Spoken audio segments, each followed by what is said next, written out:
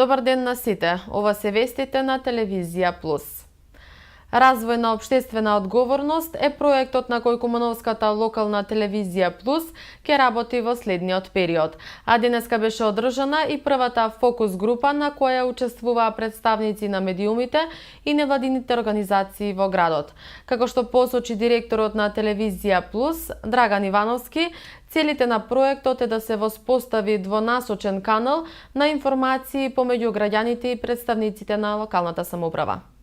Денеска се одржува првата фокус група во рамки на проектот Развој на општествена одговорност, проект кој го спроведува локалната телевизија Плюс, е финансиран од Фондација Отворено општество Македонија.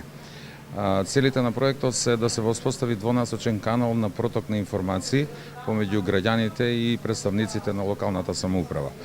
Имено со завршувањето на изборите сметаме дека не е се завршено и дека тие информации можат да бидат многу подостапни за граѓаните доколку тие бараат, односно доставуваат такви барања до локалната самоуправа и на тој начин доколку ги потенцираат проблемите со кои се соочуваат, се надеваме дека полесно може да дојде до нивна реализација. Преку овој проект планираме да изготвиме извештај базиран на истражување преку овие фокус групи.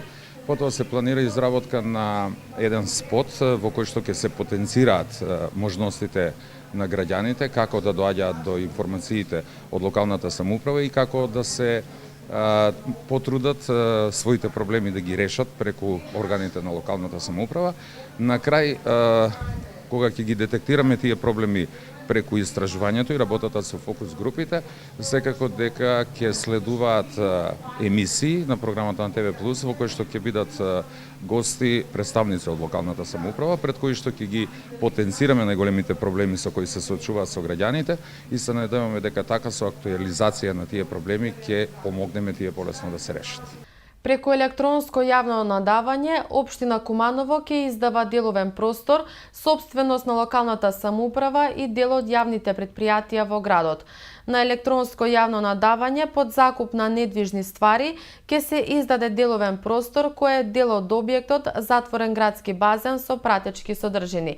Сопственост на Општина Куманово како и простор сопственост на јавното претпријатие Пазариште, кои се издаваат под закуп согласно одлуката на управниот одбор на јавното претпријатие и дадената согласност со одлука на Совет на Општина Куманово. Деловните објекти се издаваат во време трајање од 5 години од денот на потпишување на договорот со најповолниот понудувач, велат од локалната самоуправа. Заинтересираните физички и правни лица поднесуваат пријава за учество на електронското јавно надавање. Пријавите за учество на електронското јавно надавање се доставуваат во рок од 13 дена од денот на објавување на огласот, заклучно со ден 18.7.2018 година, со електронска форма на следната интернет страница e-ствари.mk. Право на учество на јавното надавање имаат сите заинтересирани домашни и странски физички и правни лица, кои согласно закон ги исполнуваат условите дадени во објавата.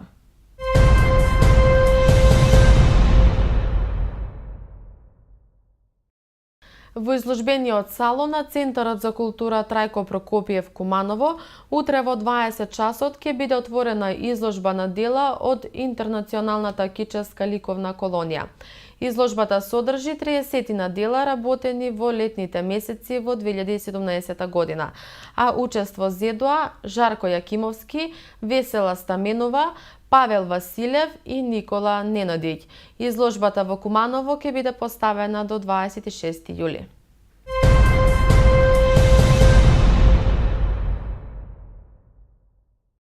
Дијана Димова ќе биде нов член на женскиот ракометен клуб Куманово, кој активно се засилува во пресрет на новата сезона која стартува во септември. Кумановскиот прволигар се засили на позицијата лев бек со Димова која доаѓа од школата на Овче поле од Свети Николе, а каде и потекнува. Во својата кариера има одиграно 2 сезони во женскиот ракометен клуб Металург и женскиот ракометен клуб Деспина. Очекувам да го освоиме првото место сезонава, а јас ќе го дадам својот максимум да се избориме за победата, изјави 22 годишната Димова. Како што додава сообщаваат од управата на женскиот ракометен клуб Куманово, со слабнатиот состав на Вардар се зголемуваат шансите за првото место. Во предстојниот период клубот се очекува дополнително да го засили ростерот и во комбинација со минатогодишниот состав да атакува на титулата во домашниот шампионат.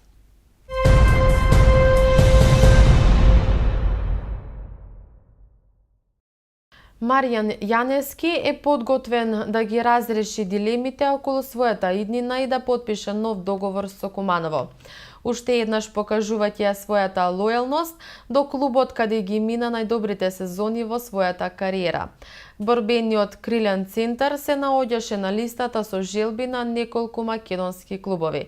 Најконкретна понуда имаше работнички, но Јаневски по долго размислување реши да ја одбие и понудата од Градски парк. Преговорите со Куманово се наоѓаат во завршна фаза, па наскоро се очекува и потписот на нов едногодишен договор. Покрај Јаневски се очекува во Куманово да остане и Караколев.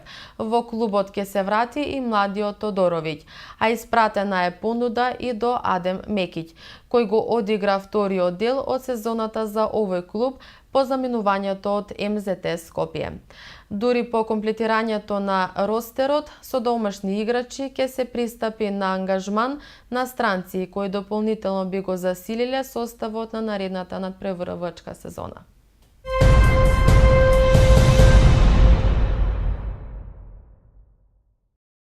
Екипите на женските ракометни клубови Пелистер и Куманово неколку часа по објавувањето на комплетниот список на учесници во третата рунда од Челендж купот ги дозна и можните противници за надпреварите кои ќе се одиграат дури во ноември.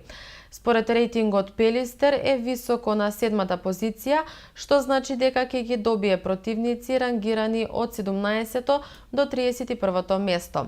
Ова воедно значи дека и Куманово е можниот ривал на листата на противници за третата рунда и секако најава за интересна ждрепка. Можно и македонско дерби уште на стартот од сезоната во Челендж купот. Ждрепките ќе бидат извлечени на 17 јули.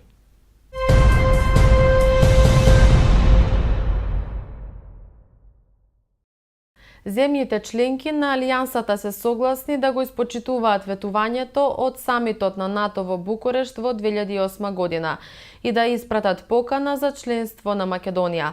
Нацрт верзијата на заклучокот од самитот во Брисел недвомислено наведува дека Македонија треба да започне преговори за членство.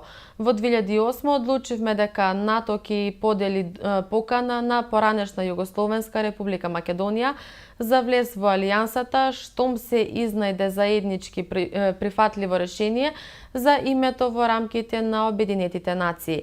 Го поздравуваме историскиот договор помеѓу Атина и Скопје за решение за спорот за името. Во согласно со нашата политика решивме да ја поканиме владата во Скопје да започне преговори со Алијансата. Се наведува во нацртот кој треба да се официјализира по состанокот на шефовите на држави и влади кој почнува попладнево во Брисел. Заклучоците ќе ги обзнани генералниот секретар на НАТО Јенс Столтенберг на пресконференција најавена за 17 часот. До влезот во НАТО, Македонија ќе мора да ги имплементира сите чекори и процедури предвидени во договорот за решавање на спорот за името со Грција.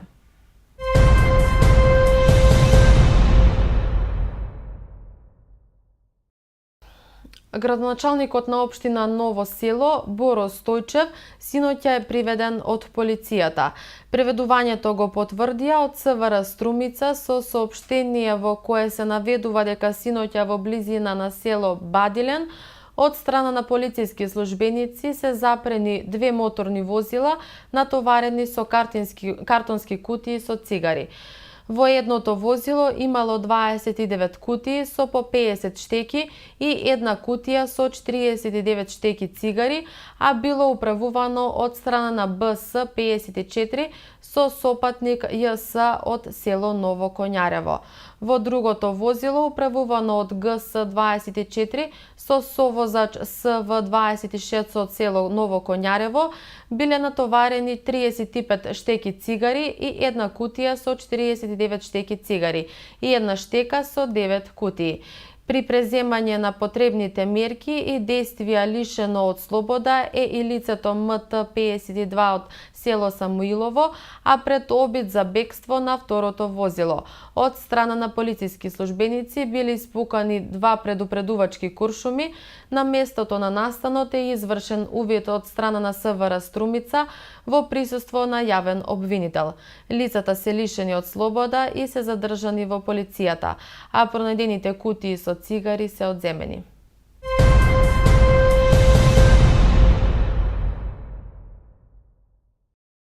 Штетите од работата на нерегистрираните фирми за државниот буџет се огромни, а само по продукт од ИТ индустријата изнесуваат 6 милиони евра.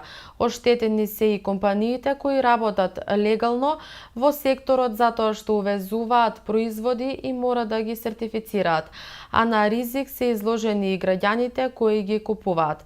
Тоа го истакна денеска Даниела Арсовска, председател на Сојузот на стопанските комори по подпишувањето меморандум за соработка со директорката на управата за јавни приходи Сања Локаревска.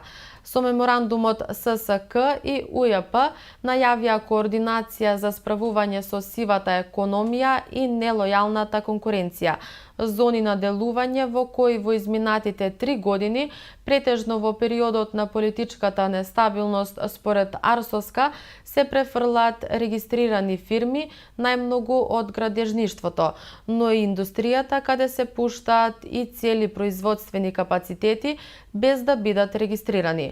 УЈП, како што рече директорката Локаревска, работи на подготовка на национална стратегија за фискализација како и на други проекти, а во нацрт фаза е најавениот закон за прекршоци што треба да ја ублажи казната политика за фирмите.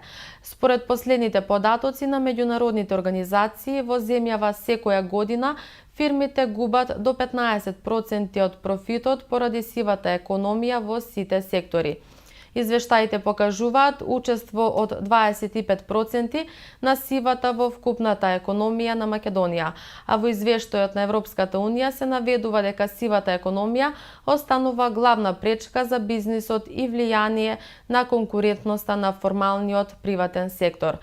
Проценките за големината на сивата економија со извештајот на Европската Унија се движат од 20% од вкупното производство до 40%, во зависност од привремениот метод, што создава пречка на инвестиции и прави сериозни проблеми и нелојална конкуренција на регистрираните компании.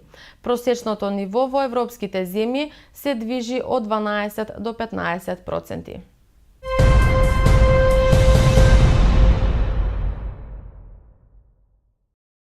Времето денеска во Куманово беше сончево и топло со максимална дневна температура од 29 степени.